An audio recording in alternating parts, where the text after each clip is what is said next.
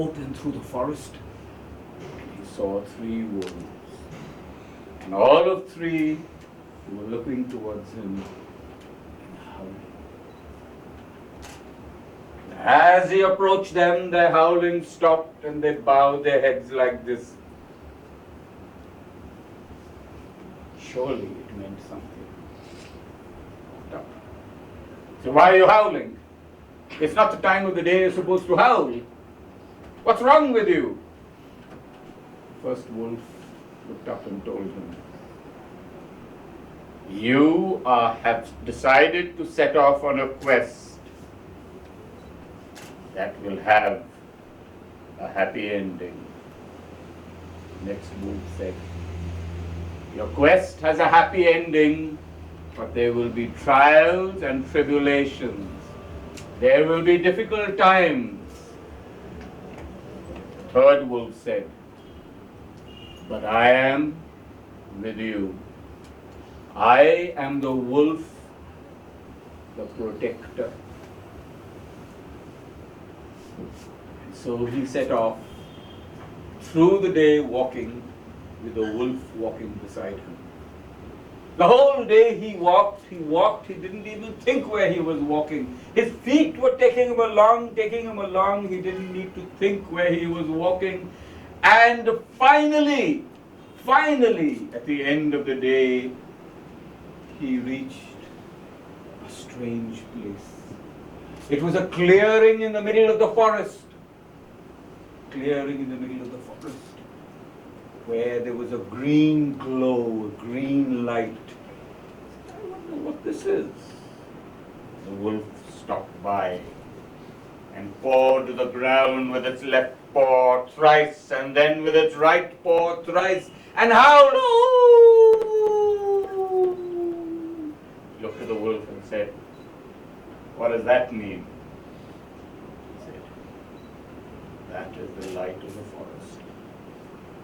If you steal the light of the forest, your story will have a happy ending. Okay, so how do we steal the light of the forest? You have to catch a flock of birds that live 3 miles from here. Will you show me? Yes, I'll show you. So off they went around the green glow in the forest to search for the flock of birds. They were no ordinary birds, mind you. They lived up in a cliff, up in the ghats, right in the cliff. Just below the cliff, there was a cavern, deep. The wolf was expert. Sometimes he would even fly. He was so good. So there they are. These are magical birds. And the wolf was the interpreter. He told them, will you come with us? Oh, sure we'll come, but there's a price to it. What's the price?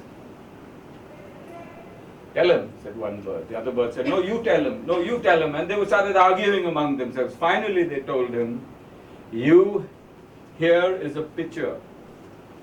You have to get this pitcher from the river. What river? The river Bhima.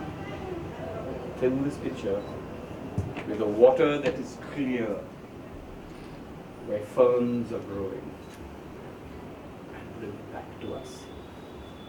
So he sets off. And he walks and he walks and he walks and he avoids, habitations in little towns and little places, because in those days they didn't like strangers. Village dogs came out and barked, and the wolf was scared, so he went along from the side like this. He didn't want to use his power on them.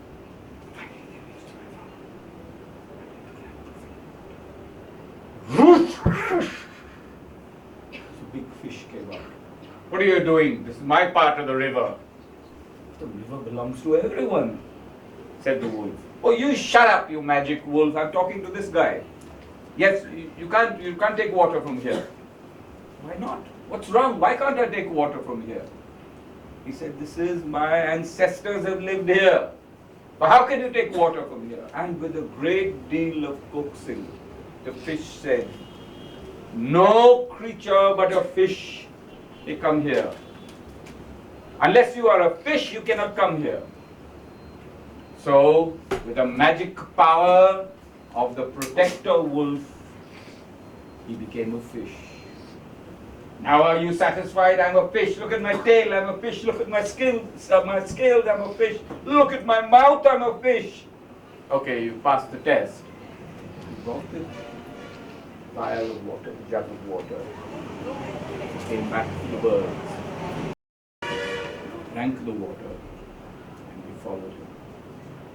They went to a green glow in the forest. And it was the most amazing sight because the birds just produced from the trees, from the sap of the trees, a thin, long veil as they pulled the sap from the trees. It was like a thin veil, thinnest gauze, and they surrounded the green glow. And they tied it up. And they said, Wolf, take this in your mouth and run. The wolf took it in his mouth. And the wolf and the guy ran. They ran like they'd never run before. And when they were tired, they settled down. And the wolf and the man went to sleep. Actually, the wolf wasn't asleep, he just sat there. In the morning, when he got up, he found around him most beautiful fields, full of grain. There was a small home, everything his heart could have ever desired. That was his wealth. He had finally found the end of his journey. Interestingly, this story was told to me by a Katkari elder, and then he added at the end of it, and that, my son, he said, is the way we hunters became farmers. Thank you. Okay, I think we've come to the end of the session, and I thank you very, very much for being here once again and for participating in this experience of passing on stories. I request you to pass the story on to other people you know, family, friends, community, in your own way. Add to it whatever you choose to add to it. Because that is the magic of the story. Thank you.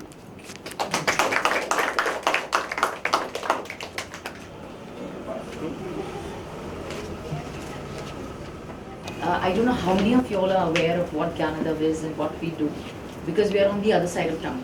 We are at Kalyani Nagar, pretty far away from your vicinity. But just to briefly tell you, we are a literature center and we opened about 8 months back. So we are a charitable trust, an NGO, which is there for the empowerment of women through literature. If you look at the entire organization, it can be divided into two. For the have-nots, we have this social cause where we go into bastis and we create libraries, small libraries. We have books in Marathi, Gujarati, Hindi, Urdu, depending upon the requirement of that basti. And we have a scientifically designed informal education program which we render to them, trying to achieve empowerment of women.